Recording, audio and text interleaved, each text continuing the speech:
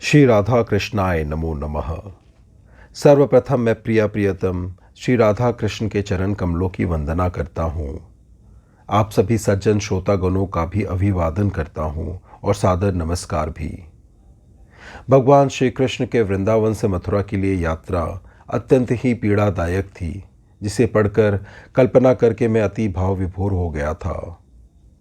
आप सभी में जिन्होंने भी पिछले कथा का श्रवण किया था, संभवतः आप भी भाव विभोर हो गए होंगे। भगवान श्री कृष्ण मथुरा पहुंचकर कंसवध से पहले कई लीला करते हैं और कंसवध के बाद महाराज उग्रसेन को मथुरा के सिंहासन पर विराजमान करते हैं। अपने माता पिता देवकी वसुदेव का भी उद्धार करते हैं। भगवान के कंस के उद्धार के समय नंद बाबा भी गोप सखाओं और अन्य ब्रजवासियों के साथ समारोह में अपने लाला कन्हैया बलराम के पराक्रम को देखने के लिए और उनका उत्साह बढ़ाने के लिए सम्मिलित हुए थे। समारोह के पश्चात नंद बाबा जब भगवान से मिलते हैं और अश्रुपूर्णित नेत्रों और अत्यधिक पीड़ा से भगवान से विदाई लेते हैं वापस वृंदावन जाने के लिए, तब भगवान श्री कृष्ण उनके व्यथा और पीड़ा को देखकर उन्हें अध्यात्म ज्ञान की शिक्षा देते हैं और समझाते बुझाते हैं। आज की कथा में हम यही श्रवण करेंगे, जहाँ जगन्नाथ श्री कृष्ण नंद बाबा से गोलोक की व्याख्या, रास मंडल का वृत्तांत, श्री राधा की महिमा और अपने भगवत स्वरूप से अवगत कराते हुए कई अन्य नीति वचन से उन्हें ज्ञान प्रदान करते हैं। यह कथा स्वयं भगवान श्री कृष्ण ने अपने पराधाम गोलोक, उनके परम रमणीय स्थल रास क्रीड़ा रासमंडल, अपने प्राणों की अधिष्ठात्री देवी श्री राधा की महत्व और अपने भगवत स्वरूप का वृत्तांत कहा है। इसलिए यह कथा अति दिव्य और रोचक है और ज्ञान से परिपूर्ण भी। निवेदन है कि कथा श्रवण आप एकाग्रता और भक्ति भाव से करें। कथा इस प्रकार से प्रारंभ होती है। नारायण ऋषि नारद जी से कहते हैं, शोक से आतुर और पुत्र वियोग से कातर हो फूट फूट कर रोते हुए चेष्टा शून्य पिता नंद को श्री कृष्ण और बलराम ने आध्यात्मिक आदि दिव्य योग द्वारा सानंद समझाना आरंभ किया। श्री भगवान बोले, बाबा प्रसन्नतापूर्वक मेरी बात सुनो, शोक छोड़ो और हर्ष को हृदय में स्थान दो। मैं जो ज्ञान देता हूँ इसे ग्रहण करो। ये वही ज्ञान है जिसे पूर्व काल में मैंने पुष्कर में ब्रह्मा, शेष, गणेश, महेश, दिनेश, मुनीश और योगीश को प्रदान किया था। यहाँ कौन किसका पुत्र, कौन किसकी माता, कौन किसका पिता, यह पुत्र आदि का संबंध किस कारण से है। जीव अपने पूर्वकृत कर्म से प्रेरित हो इस संसार में आते हैं और परलोक में जाते हैं। कर्म के अनुसार ही उनका विभिन्न स्थानों में जन्म होता है। कोई जीव अपने शुभ कर्म से प्रेरित हो योगींद्रों के कुल में जन्म लेता है और कोई राज रानियों के पेट से उत्पन्न होता है। कोई ब्रह्माणी, क्षत्रिय, वैश्य तथा शूद्रों के गर्भ से जन्म ग्रहण करता है। किसी किसी की उत्पत्ति पशु पक्षी आदि तिर्यक योनि में भी होती है। सब लोग मेरी ही माया से विषयों में आनंद लेते हैं और देह त्याग काल में विषाद करते हैं। बांधवों के साथ बिछो होने पर भी लोगों को बड़ा कष्ट होता है। संतान, भूमि और धन आदि का विक्षेद मरण से भी अधिक कष्टदायक प्रतीत होता है। मूढ़ मनुष्य ही सदा इस तरह से शोक से ग्रस्त होते हैं, विद्वान पुरुष नहीं। जो मेरा भक्त है, मेरे भजन में लगा रहता है, मेरा यज्ञ करता है, इंद्रियों को वश में रखता है, मेरे मंत्र का उपासक है और निरंतर मेरी सेवा में संलग्न रहता है, वह परम पवित्र माना गया है।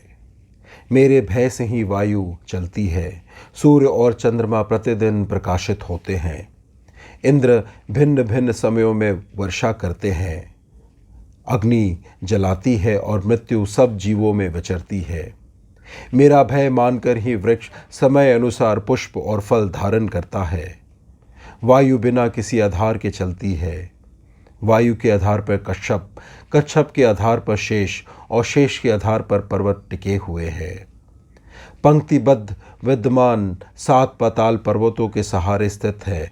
पातालों से जल सुस्थिर है और जल के ऊपर पृथ्वी टिकी हुई है। पृथ्वी 7 स्वर्गों से आधार भूमि है। ज्योतिष चक्र अथवा नक्षत्र मंडल ग्रहों के आधार पर स्थित है, परंतु वैकुंठ बिना किसी आधार के ही प्रतिष्ठित है। वह समस्त ब्रह्मांडों से परे तथा श्रेष्ठ है। उससे भी परे गोलोक धाम है। वह वैकुंठ धाम से 50 करोड़ योजन ऊपर बिना आधार के ही स्थित है। उसका निर्माण दिव्य चिन्मय रत्नों के सार तत्व से हुआ है। उसके 7 दरवाजे हैं, 7 सार है। वह 7 खाइयों से घिरा हुआ है। उसके चारों ओर लाखों पर कोटे हैं। वहाँ विरजा नदी बहती है। वह लोक मनोहर रत्नमय पर्वत सतशृंग से आविष्टित है। सतशृंग का एक एक उज्ज्वल शिखर 10-10 हजार योजन लंबा चौड़ा है। वह पर्वत करोड़ों योजन ऊंचा है तथा उसकी लंबाई उससे 100 गुनी है और चौड़ाई 1 लाख योजन है। उसी धाम में बहुमूल्य दिव्य रत्नों द्वारा निर्मित चंद्रमंडल के समान गोलाकार रासमंडल है, जिसका विस्तार 10,000 योजन है। वह फूलों से लदे हुए परिजात वन से 1 सहस्त्र कल्प वृक्षों से और सैकड़ों पुष्प उद्यानों से घिरा हुआ है। वे पुष्प उद्यान नाना प्रकार के पुष्प संबंधी वृक्षों से युक्त होने के कारण फूलों से भरे रहते हैं, अतएव अत्यंत मनोहर प्रतीत होते हैं। उस रासमंडल में 3 करोड़ रत्न निर्मित भवन है, जिनकी रक्षा में कई लाख गोपियां नियुक्त हैं। वहाँ रत्नमय प्रदीप प्रकाश देते हैं। प्रत्येक भवन में रत्न निर्मित शैया बिछी हुई है। नाना प्रकार की भोग सामग्री संचित है। रासमंडल के सब ओर मधु की सैकड़ों बावलियाँ हैं तथा अमृत की भी बावलियाँ हैं और इच्छा अनुसार भोग के सभी साधन उपलब्ध हैं। गोलोक में कितने गृह हैं यह कौन बता सकता है। वहाँ केवल राधा का जो सुंदर रमणीय एवं उत्तम निवास मंदिर है, वह बहुमूल्य रत्न निर्मित 3 करोड़ भव्य भवनों से सुशोभित है, जिनकी कीमत नहीं आकी जा सकती। ऐसे रत्नों द्वारा निर्मित चमकीले खंभों की पंक्तियाँ उस राधा भवन को प्रकाशित करती है। वह भवन नाना प्रकार के विचित्र चित्रों द्वारा चित्रित है। उनके श्वेत चामर उनकी शोभा बढ़ाते हैं। माणिक्य और मोतियों से जटित हीरे के हारों से अलंकृत तथा रत्नमय प्रदीपों से प्रकाशित राधा मंदिर रत्नों की बनी हुई सीढ़ियों से अत्यंत सुंदर जान पड़ती है। बहुमूल्य रत्नों के पात्र और शैयाओं की श्रेणियाँ उस भवन की शोभा बढ़ाती हैं। 3 खाइयों, 3 दुर्गम द्वारों और 16 कक्षाओं युक्त राधा भवन के प्रत्येक द्वार पर और भीतर नियुक्त हुई 16 लाख गोपियाँ इधर उधर घूमती रहती हैं। उन सब के अंग पर अग्निशुद्ध दिव्य वस्त्र शोभा पाते हैं। वे रत्नमय अलंकारों से अलंकृत है तथा उनकी अंग कांति तपाए हुए सुवर्ण के समान उद्भाषित होती है। वे शत शत चंद्रमाओं की मनोरम आभा से संपन्न है। राधिका के किंकर भी ऐसे ही हैं और इतने ही हैं। इन सब से भरा हुआ उस भवन का अंतपुर बड़ा सुंदर लगता है। उस भवन का आंगन बहुमूल्य रत्नों द्वारा निर्मित है। वह राधा भवन अत्यंत मनोहर अमूल्य रत्नमय खंभों के समुदाय से सुशोभित, फल पल्लव संयुक्त रत्न निर्मित मंगल कलशों से अलंकृत और रत्नमयी वेदिकाओं से विभूषित है। सुंदर एवं बहुमूल्य रत्नमय दर्पण उसकी शोभा बढ़ाते हैं। अमूल्य रत्नों से निर्मित वह सुंदर सदन सब भवनों में श्रेष्ठ है। वहाँ श्री राधा रानी रत्नमय सिंहासन पर विराजमान होती हैं। लाखों गोपियाँ उनकी सेवा में रहती हैं। वे करोड़ों पूर्ण चंद्रमाओं की शोभा से संपन्न है। श्वेत चंपा के समान उनकी गौर कांति है। वे बहुमूल्य रत्नों द्वारा निर्मित आभूषणों से विभूषित है तथा अमूल्य रत्न जटित वस्त्र पहने बाएं हाथ में रत्नमय दर्पण तथा दाहिने में सुंदर रत्नमय कमल धारण करती हैं। उनके ललाट में अनार के फूल की भांति लाल और अत्यंत मनोहर सिंदूर सुशोभित होता है। उसके साथ ही कस्तूरी और चंदन के सुंदर बिंदु भी भाल देश का सौंदर्य बढ़ाते हैं। वे सिर पर बालों का चूड़ा धारण करती हैं, जो मालती की माला से अलंकृत होता है। ऐसी राधा गोलोक में गोपियों द्वारा सेवित होती हैं।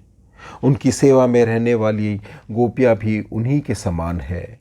वे हाथ में श्वेत चवर लिए रहती हैं और बहुमूल्य रत्नों द्वारा निर्मित आभूषणों से विभूषित होती हैं। समस्त देवियों में श्रेष्ठ वे राधा ही मेरे प्राणों के अधिष्ठात्री देवी है। वे सुदाम के शाप से इस समय भूतल पर वृषभानु नंदिनी के रूप में अवतीर्ण हुई है। मेरे साथ उनका अब 100 वर्षों तक वियोग रहेगा।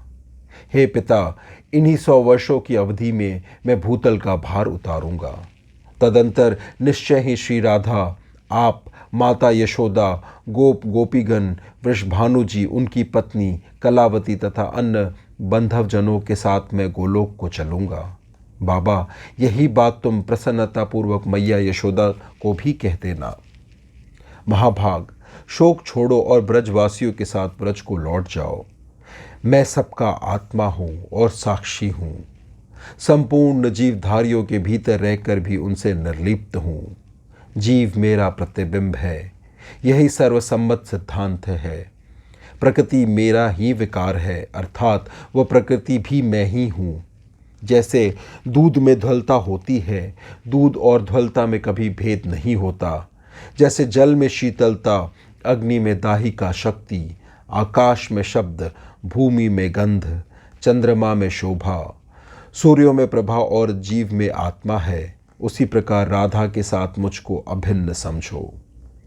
तुम राधा को साधारण गोपी और मुझे अपना पुत्र ना जानो। हे पिता, मैं सबका उत्पादक परमेश्वर हूँ और राधा ईश्वरी प्रकृति है। हे बाबा नंद, मेरी सुखदायिनी विभूति का वर्णन सुनो, जिसे पहले मैंने अव्यक्त जन्मा ब्रह्मा जी को बताया था। मैं देवताओं में श्री कृष्ण हूँ। गोलोक में स्वयं ही द्विभुज रूप से निवास करता हूँ और वैकुंठ में चतुर्भुज नारायण हूँ। शिवलोक में मैं ही शिव हूँ, ब्रह्मलोक में ब्रह्मा, तेजस्वियों में सूर्य, पवित्रों में अग्नि हूँ, द्रव्य पदार्थों में जल और इंद्रियों में मन हूँ।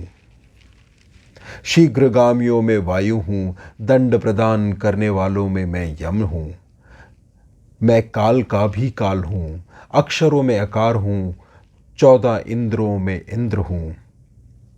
धनियों में कुबेर हूँ, दिक्पालों में ईशान, व्यापक तत्वों में आकाश तथा जीवों में सबका अंतरात्मा हूँ। तेज से पदार्थों में सुवर्ण, मणियों में कौस्तुभ हूँ, पूज्य प्रतिमाओं में शालिग्राम तथा पत्तों में तुलसी दल हूँ। फूलों में परिजात, तीर्थों में पुष्कर, वैष्णवों में कुमार, योगिंद्रों में गणेश, सेनापतियों में स्कंद, धनुर्धरों में लक्ष्मण, राजेंद्रों में राम, नक्षत्रों में चंद्रमा, मासों में मार्गशीर्ष, ऋतुओं में वसंत, दिनों में रविवार तथा तिथियों में एकादशी हूँ। सहनशीलों में मुझे पृथ्वी जानो, बंधवों में मुझे माता, भक्ष्य वस्तुओं में अमृत, गौ से प्रकट होने वाली खाद्य पदार्थों में घी, वृक्षों में कल्प वृक्ष, कामधेनुओं में सुरभि, नदियों में पापनाशिनी गंगा, पंडितों में पांडित्यपूर्ण वाणी तथा मंत्रों में प्रणव, विद्याओं में उनका बीज रूप तथा खेत से पैदा होने वाली वस्तुओं में धान्य हूँ। हे पिता, फलवान वृक्षों में पीपल, गुरुओं में मंत्रदाता, गुरु प्रजापतियों में कश्यप, पक्षियों में गरुड़, नागों में अनंत शेष नाग, नरों में नरेश, ब्रह्म ऋषियों में भृगु, देवर्षियों में नारद, राज ऋषियों में जनक, महर्षियों में शुक, गंधर्वों में चित्ररथ तथा सिद्धों में कपिल मुनि हूँ। बुद्धिमानों में मैं बृहस्पति हूँ, कवियों में शुक्राचार्य, ग्रहों में शनि, शिल्पियों में विश्वकर्मा, मृगों में मृगेंद्र तथा वृषों में शिव वाहन नंदी हूँ। गजराजों में मैं ऐरावत हूँ, छंदों में गायत्री, संपूर्ण शास्त्रों में वेद, जलचरों में उनका राजा वरुण, अप्सराओं में उर्वशी, समुद्रों में जलनिधि, पर्वतों में सुमेरु, रत्नवान शैलों में हिमालय तथा प्रकृतियों में देवी पार्वती और देवियों में लक्ष्मी हूँ। मैं नारियों में शत्रुपा, अपनी प्रियतमाओं में राधिका तथा साध्वी स्त्रियों में निश्चय ही वेद माता सावित्री हूँ। हे पिता, मैं ही देवताओं में प्रहलाद, बलिष्ठों में बलि, ज्ञानियों में भगवान नारायण ऋषि, वानरों में हनुमान, पांडवों में अर्जुन, नाग कन्याओं में मनसा, वसुओं में द्रोण, जम्बूद्वीप के 9 खंडों में भारतवर्ष, कामियों में कामदेव, कामों की स्त्रियों में रंभा और लोकों में गोलोक हूँ, जो समस्त लोकों में उत्तम और सबसे परे है, मातृकाओं में शांति, सुंदरियों में रति, साक्षियों में धर्म, दिन के क्षणों में संध्या, देवताओं में इंद्र, राक्षसों में विभीषण, रुद्रों में कालग्नि रुद्र, भैरवों में संहार भैरव, शंखों में पंचजन्य, अंगों में मस्तक, पुराणों में भागवत, इतिहासों में महाभारत, पंचरात्रों में कपिल, मनुओं में स्वंभु, मुनियों में व्यासदेव, अग्निप्रियाओं में स्वाहा तथा यज्ञों में राजसूय यज्ञ हूँ। यज्ञ पत्नियों में दक्षिणा, अस्त्र शस्त्रों में जमदाग्नि नंदन महात्मा परशुराम, पौराणिक कालों में सूत, नीतिज्ञों में अंगिरा, व्रतों में विष्णु व्रत, बलों में देव बल, औषधियों में दुर्वा, तृणों में कुश, धर्म कर्मों में सत्य, स्नेह पात्रों में पुत्र, शत्रुओं में व्याधि, व्याधियों में ज्वर, मेरी भक्तियों में दास भक्ति, वरों में वर तथा आश्रमों में गृहस्थ, विवेकियों की में सन्यासी, शस्त्रों में सुदर्शन और शुभ आशीर्वादों में कुशल हूँ। मैं ही ऐश्वर्यों में महाज्ञान, सुखों में वैराग्य, प्रसन्नता प्रदान करने वाले में मधुर वचन, दानों में आत्मदान, संचयों में धर्म, धर्म का संचय, कर्मों में मेरा पूजन, कठोर कर्मों में तप, फलों में मोक्ष, अष्ट सिद्धियों में पराक्रम, पुरियों में काशी, समस्त स्थूल अधरों में मैं ही महान विराट हूँ। जगत में जो अत्यंत सूक्ष्म पदार्थ हैं उनमें मैं परमाणु हूँ। वैद्यों में अश्विनी कुमार, भेषजों में रसायन, मंत्रवेत्ताओं में धन्वंतरी, विनाशकारी दुर्गुणों में विषाद, रागों में मेलमलहार, रागणियों में कामोद, मेरे पार्षदों में श्रीदाम, मेरे बंधुओं में उद्धव, पशु जीवों में मैं गौ हूँ, वनों में चंदन, पवित्रों में मैं ही तीर्थ और निशंगों में वैष्णव हूँ। वैष्णव से बढ़कर दूसरा प्राणी है ही नहीं। विशेषत वह जो मेरे मंत्र का उपासना करता है सर्वश्रेष्ठ है। मैं वृक्षों में अंकुर तथा संपूर्ण वस्तुओं में उनका आकार हूँ। समस्त भूतों में मेरा निवास है, मुझ में सारा जगत फैला हुआ है। जैसे वृक्ष फल और फलों में वृक्ष का अंकुर है, उसी प्रकार मैं सबका कारण रूप हूँ। मेरा कारण दूसरा नहीं है। मैं सबका ईश्वर हूँ, मेरा ईश्वर दूसरा कोई नहीं है। मैं कारण का भी कारण हूँ। मनीषी पुरुष मुझे ही सबके समस्त बीजों का परम कारण मानते हैं। मेरी माया से मोहित हुए पापीजन मुझे नहीं जान पाते।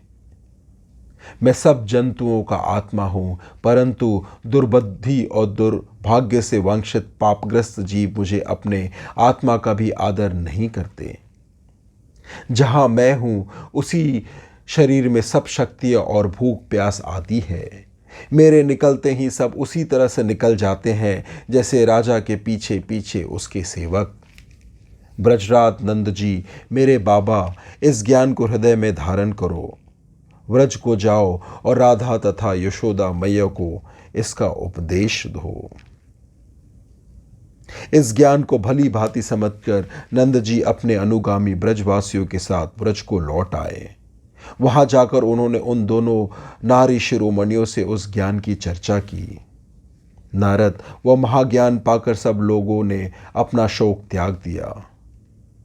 श्री कृष्ण यद्यपि निर्लिप्त हैं तथापि माया के स्वामी हैं, इसलिए माया से अनुरक्त जान पड़ते हैं।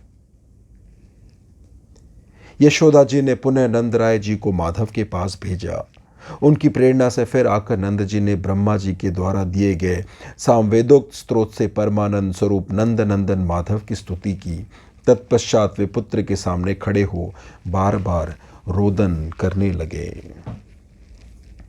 इस प्रकार से आज की यह उत्तम कथा यहीं संपन्न होती है। अपना बहुमूल्य समय देने के लिए आपको कोटि कोटि प्रणाम। श्री राधा कृष्णाय नमो नमः।